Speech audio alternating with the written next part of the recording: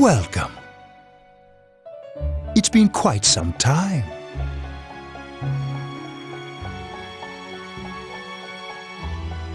Do not be alarmed. You are fast asleep in the real world. I have summoned you within your dreams. Now then, your journey has taken you quite a distance thus far. Do you believe you'll be able to successfully solve this mystery? Splendid!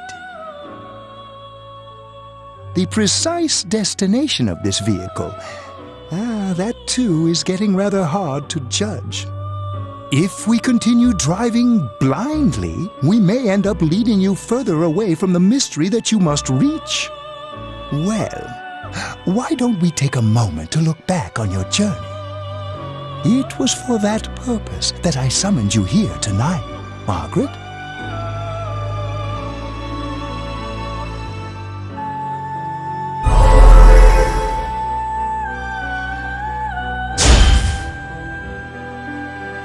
We are experiencing the words engraved into your memory during your journey.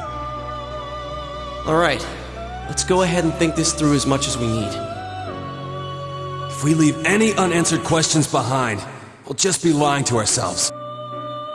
I'll think as hard as I can and try to help.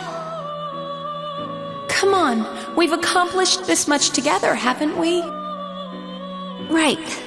Together.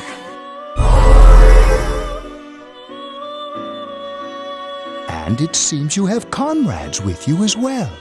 Those heading in the same direction through this dense fog.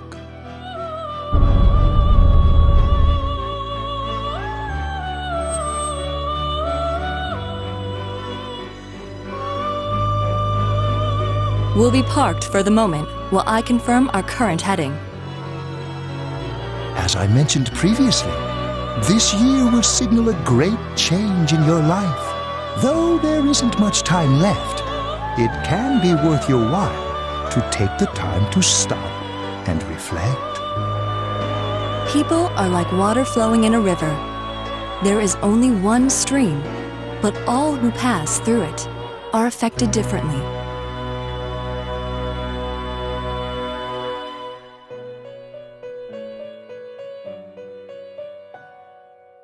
Some travel fast. Some change their course, experiencing countless events. Just so. The state of this room reflects the scenery of your heart. Perhaps this may be a time for contemplation rather than action.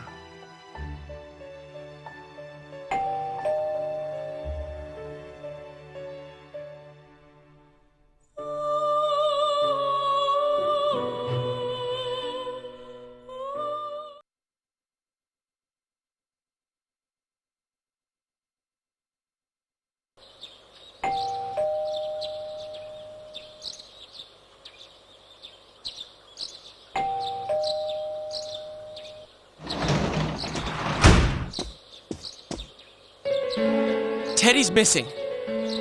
I looked all over the neighborhood, but I couldn't find him anywhere.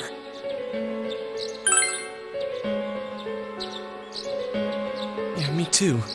He was acting all weird lately. Rise and the others are checking inside the TV to see if he's gone back to the other side. We're meeting pretty soon, so will you come with me to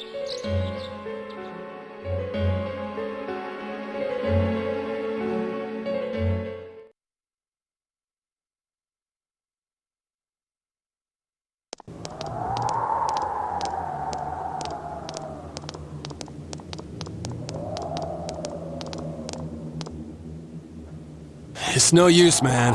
We can't find him. No luck for me either. I didn't sense anything over there. The fog's so dense it might be affecting my readings. I wish I could do better. I'm sorry. That Ted. Don't tell me he really went back to his world this time. We told him over and over that he could stay here.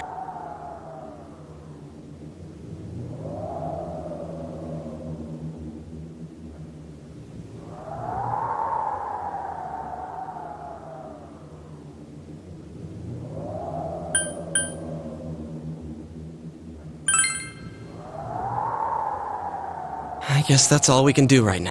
He plays dumb a lot, but he's attached to us deep. I'm worried for Teddy myself, but let's trust it won't be long before Nama. We must hurry, or we will miss. You know, I've been thinking about the case since, but Let's quickly review the facts. Of all the victims, only 2 were killed, Miss Yamano the announcer and Saki-san.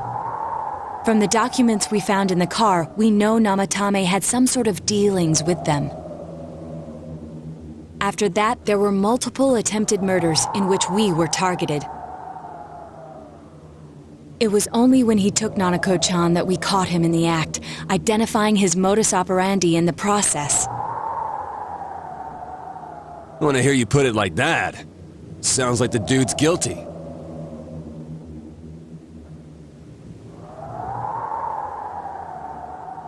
As a result of Namatame's arrest, the police admitted that Mitsuo Kubo was a mere copycat killer.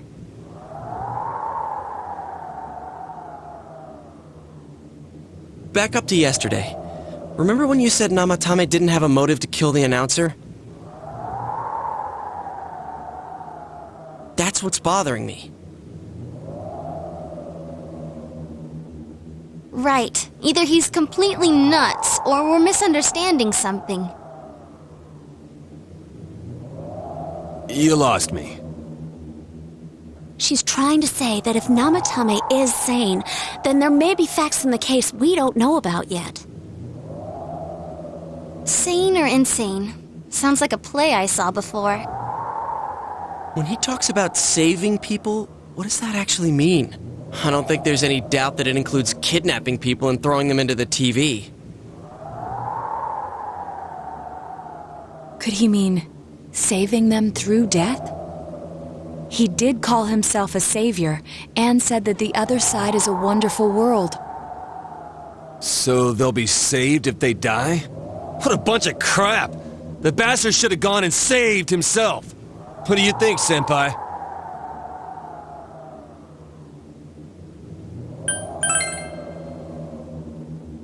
If you think about it normally, it's gotta be him. There's something I've been wondering about. When we first encountered him, he said, "You're the ones I saved.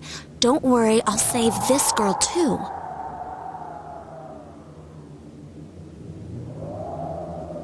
So, if he saves people by killing them, did he save us too? Wouldn't he actually have failed to save us? You raise a good point. If he thinks that salvation comes only through death, his words to us make no sense. And another thing, the Namatame who appeared on the Midnight Channel said he failed to save Nanako-chan. Well, maybe he really was trying to save the victims by putting them inside the TV.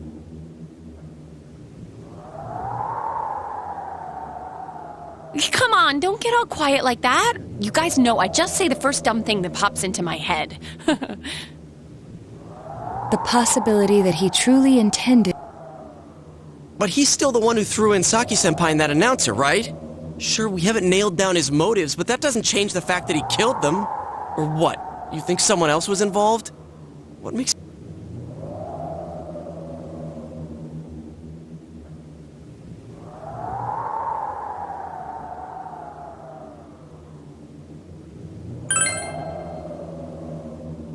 But that points straight at Namatame.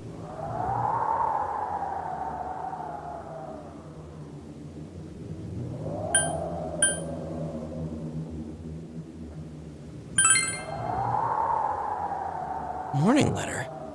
Oh, If Namatame's the killer, he must have been the one who wrote it, right? Let's review them.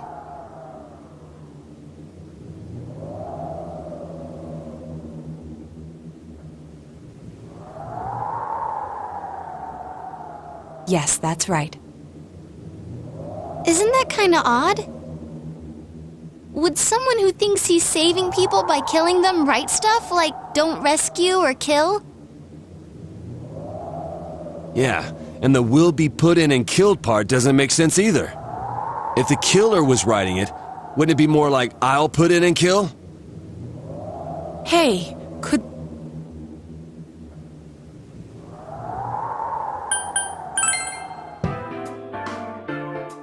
Yeah, it's almost like someone else wrote this letter. But only the killer would write such a letter and deliver it to Dojima-san's house, right?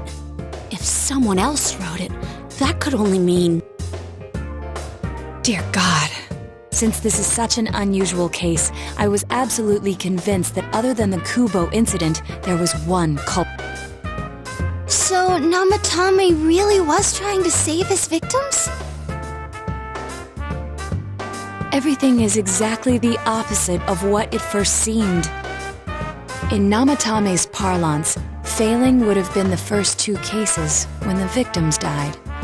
If he had used his method twice and failed both times, he would hardly have continued using the TV. And yet he did. It all seems to suggest that someone else wrote this warning letter while observing the entire case. Someone else? Then, it wasn't Namatame that killed Saki-senpai and the announcer? We can't say for certain yet. We urgently need to speak with Namatame face to face.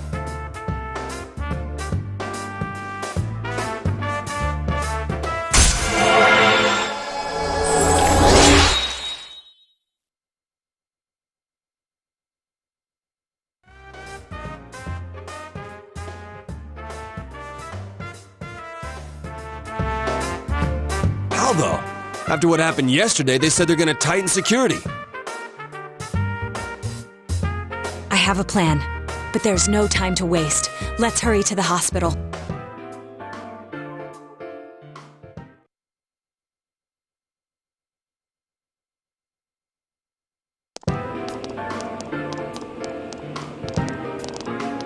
Hey, this place is off limits. I'm a consultant with the police. I'd like a few words with Namatame-san. May I go in? This is Unit 252, requesting confirmation on an ID. Name of Naoto Shirogane. Ah, understood. I see. Well, you're on the list. I can give you a few minutes, but I'll have to record your conversation with him for security purposes. Not that I expect you'll get anything coherent out of the guy. He's been spouting nothing but gibberish. I'd like him to accompany me as well. He has no identification, but this is an emergency situation, and he's here in Detective Dojima's stead. Huh? Detective Dojima sent him? I'll vouch for his identity. Well, I guess it's better than dealing with the man himself. We have our hands full with the transport procedures, so the last thing we need is Detective Dojima running wild. Detective Adachi is busy somewhere too. This is Unit 252. Huh? I see. Has something happened? Something about a suspicious object out in the lobby. Well then, this works out nicely. You should back up your colleagues downstairs. A disturbance in a hospital lobby app. If anything happens, hit the nurse call button. Understood. Please be careful. I knew they were undermanned, but I didn't expect it to go this smoothly.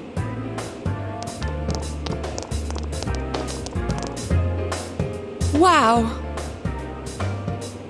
There's nothing much inside that suspicious object, so he won't be gone long. All right, then now's our chance to talk to Namatame.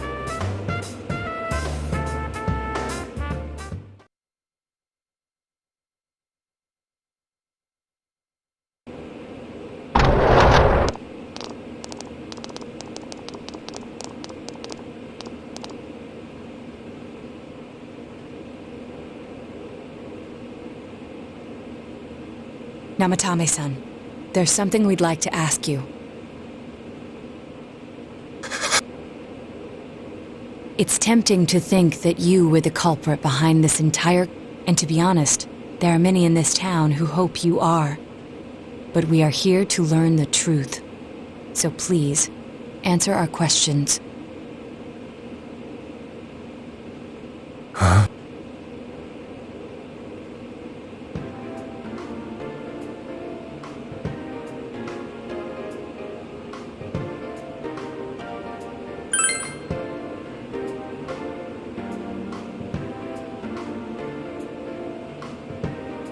Huh? Me?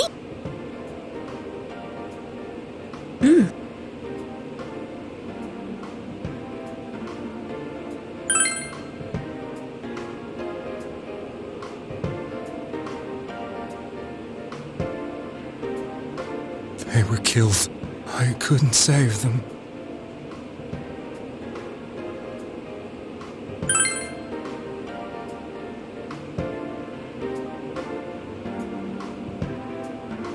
No. If nobody saves them, they'll be killed.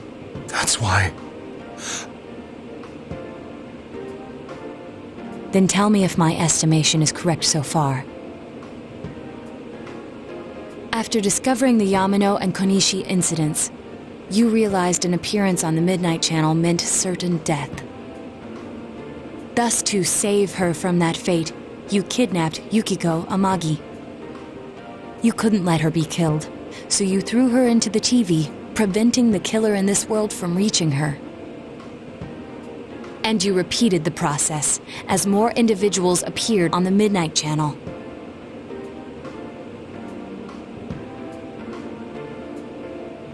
It all falls into place. His body is weak, but his mind is sound. He's trying to tell us the truth.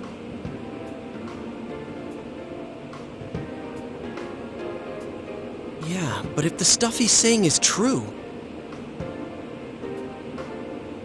There's another killer who murdered the first two victims? Indulge us in a few more questions.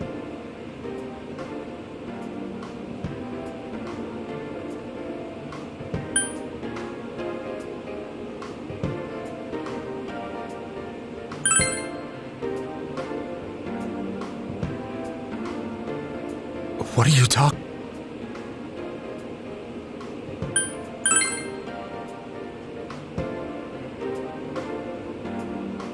I didn't know. I never thought it would.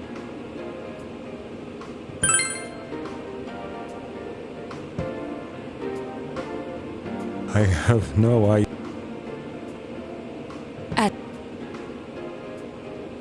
You... Did they find him? Did they find the one who did such... Please calm down. Our ability to find the culprit rests on you. We know about the other world. In fact, we're the only ones who can fully understand what you have to say. Only... you? We did blame you for everything at first, but now I think we can accept whatever you got to tell us. Please, tell us everything you can, calmly and slowly. You're willing to listen? Do my story?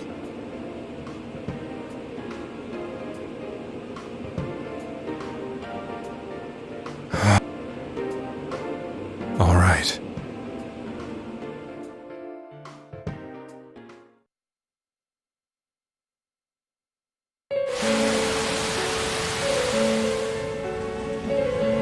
Soon after my affair with Mayumi became common knowledge, I returned to my parents' home, as if to run away from the scandal. And I started drinking heavily to drown my anxieties. I hadn't been able to reach Mayumi at all, and that didn't help either. Mayumi, where are you? She'd been disgraced on all the afternoon shows, and forced to resign from the program she was on. I caused her so much trouble. I wanted to at least apologize to her, but I couldn't even do that. I lost the will and energy to do anything. Then, one day, the rumor I heard some time ago came back to me. Since I had nothing better to do, I sat down blankly in front of the TV and watched my own reflection.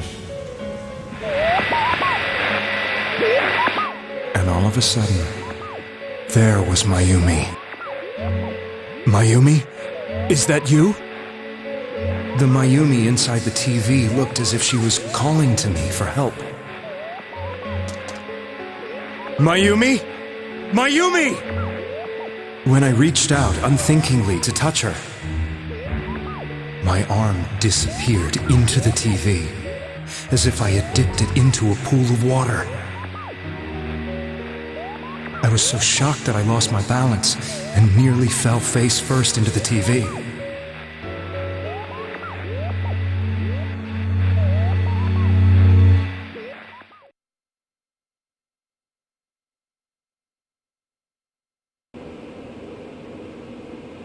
I was so scared. I couldn't understand what just happened. I thought maybe I'd gone insane. In the end, I decided to think of it as just a dream, and I went back to the city the next day after finishing work. The next afternoon when I got to work, I was fired on the spot, as I expected. That wasn't what broke me, though. It was Mayumi being found dead. And not just that, but it had happened in my hometown.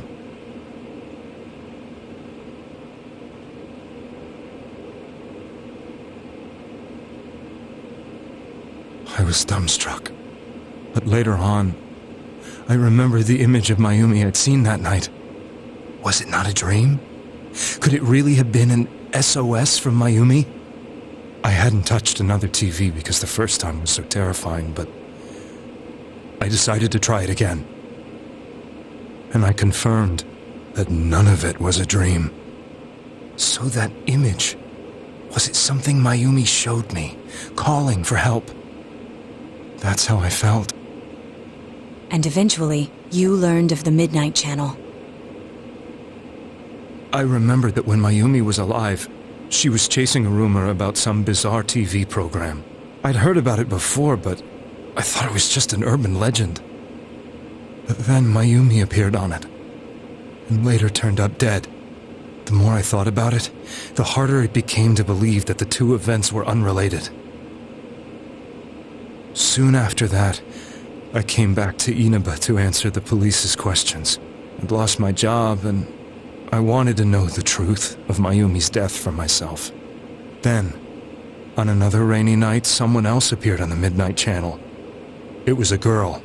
She looked like she was calling for help, just like Mayumi.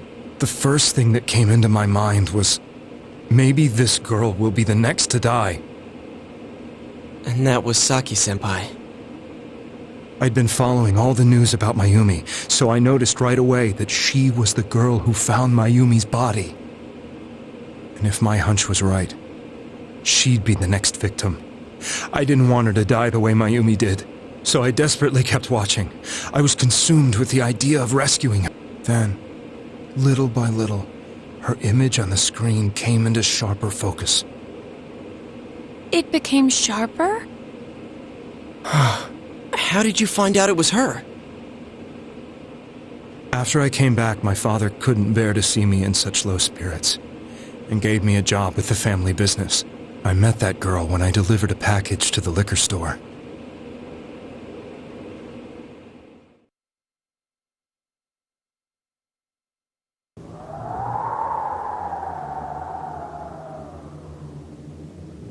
After agonizing over it, I decided to...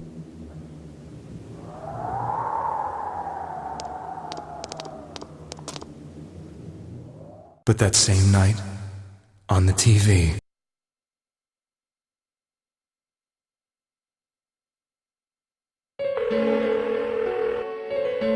she looked as if she was being engulfed by some black shape. She was writhing in pain.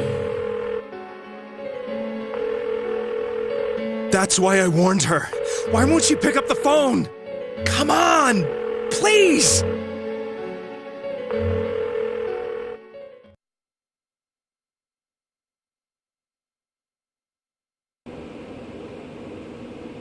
The next day, they found her dead.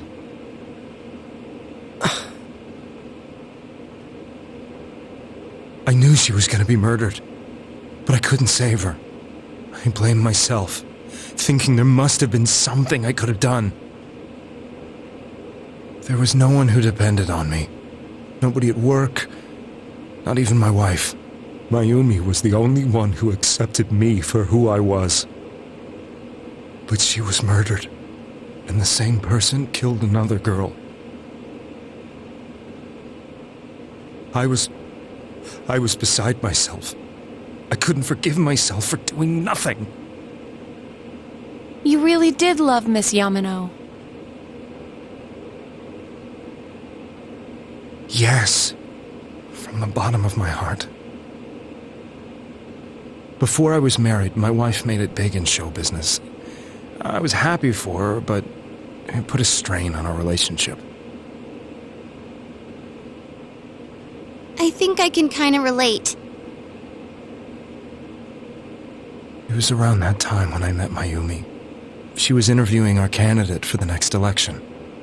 She was a big-name announcer, but she only worked with local stations, and her attitude towards work was similar to mine.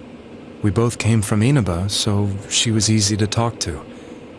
I knew it was wrong, but I couldn't help getting intimate with her. She gave meaning to my life.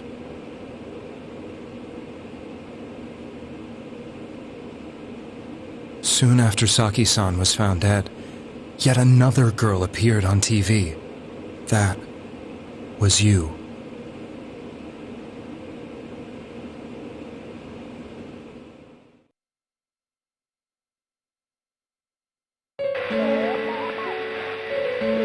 She'll be kidnapped next, and murdered.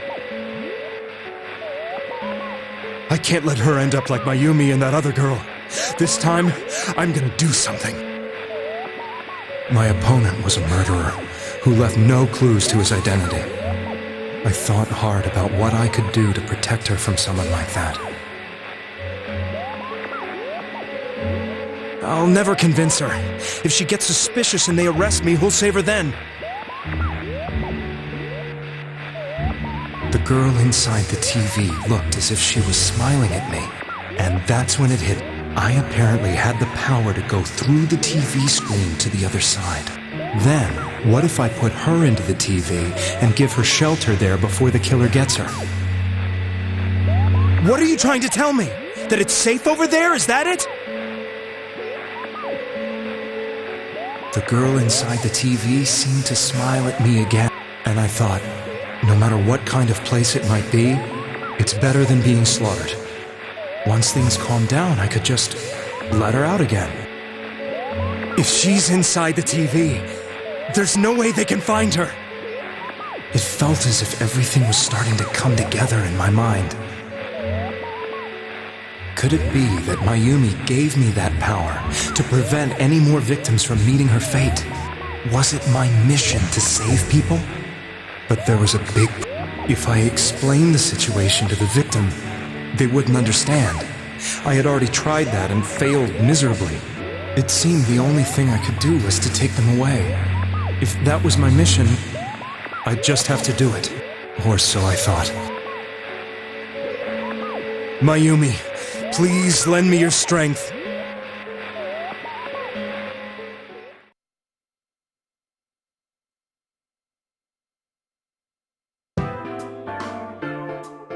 So, since you thought people who appeared on the Midnight Channel would be killed, you kidnapped us in order to save us. Mission, give me a break. You never stopped and wondered about any of this? I thought I was the only one who could help them. I did call the police, but they didn't believe me. I knew the area well, thanks to my job.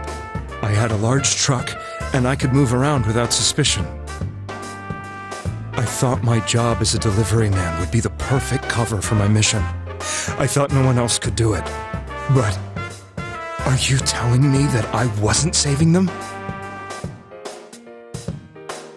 If a person is still within the TV world when the fog appears here, they will die. Beginning with Yukiko-san, the people you thought you had been saving were, in fact, in mortal peril. It was my friends here who really saved us all. I had a feeling that was it. When I went after that little girl and entered the TV myself, for the first time, I had some doubts about myself.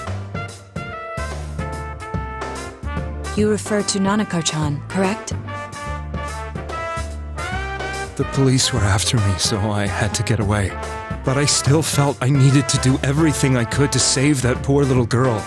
That's why I went in after her. But the TV world was completely different than I imagined. Such an abominable, grotesque place. I knew that the three of you who I saved went back to your normal lives, so I didn't realize how terrible that was. I never knew you couldn't even get out of that place on your own. I thought I was going insane. I probably did. And you know the rest. When I came to, I was lying in a hospital bed. You really were trying to save people. But I ended up doing just the opposite. What a fool. I always wanted to enter the world of politics and become useful to society.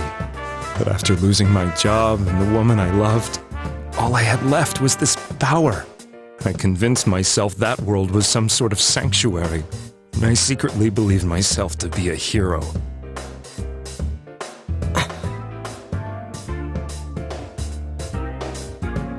I never doubted what I saw on TV, and believed everything was as I wanted it to be. I didn't think for myself at all. That's why I couldn't protect them. I'm to blame for all of this.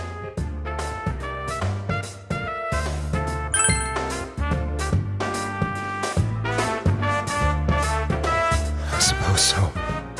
But the things I've done are too serious to be brushed aside like that. I have no intentions of running away from my crimes. I'm prepared to face the consequences. Kidnapping is already a serious crime. And on top of that, I put all those lives in danger. I'm sorry.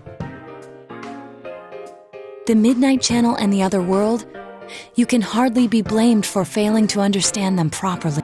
We must apologize to you as well. Had we let our emotions blind us to the truth, we would have piled all the responsibility on you. I guess from your point of view, people did stop dying once you started saving people. The more you did it, the more you really believed you were preventing their deaths. I'm such a joke. I'm sorry. I'm getting a little tired. What are you all crammed in here for? My apologies. We'll be leaving now. Wait.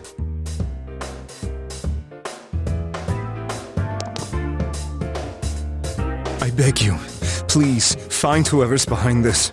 You children are the only ones who know about that world.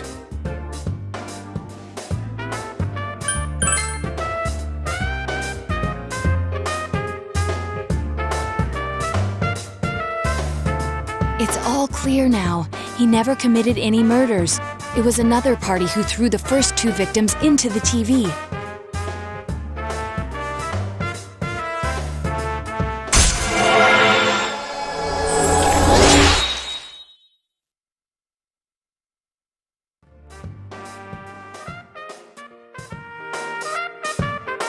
Now get out of here! I told you, he's almost ready to be transported. We can't have anything else happen. Sheesh. I better not see you rascals here again.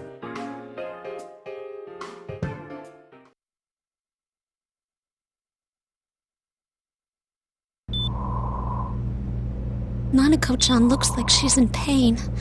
She's fighting for dear life. This was the last place we saw Teddy, right? He was so worried about her. How can he flake out like this when we have to find the real killer? The police consider the matter closed. We'll have to do all the investigation from here on out. Let's revisit Saki-san and Miss Yamano's incidents and see if we can turn up fresh details. But it's been over 6 months. Wouldn't the trail be cold by now? I know, but we can't give up. We're the only ones who understand what's really going on. And you never know. People might remember some things now because they've had so much time to think about it. Let's split up and talk to people all over town tomorrow. We'll meet up in the evening to discuss our findings. I hope we can find out something about Teddy, too.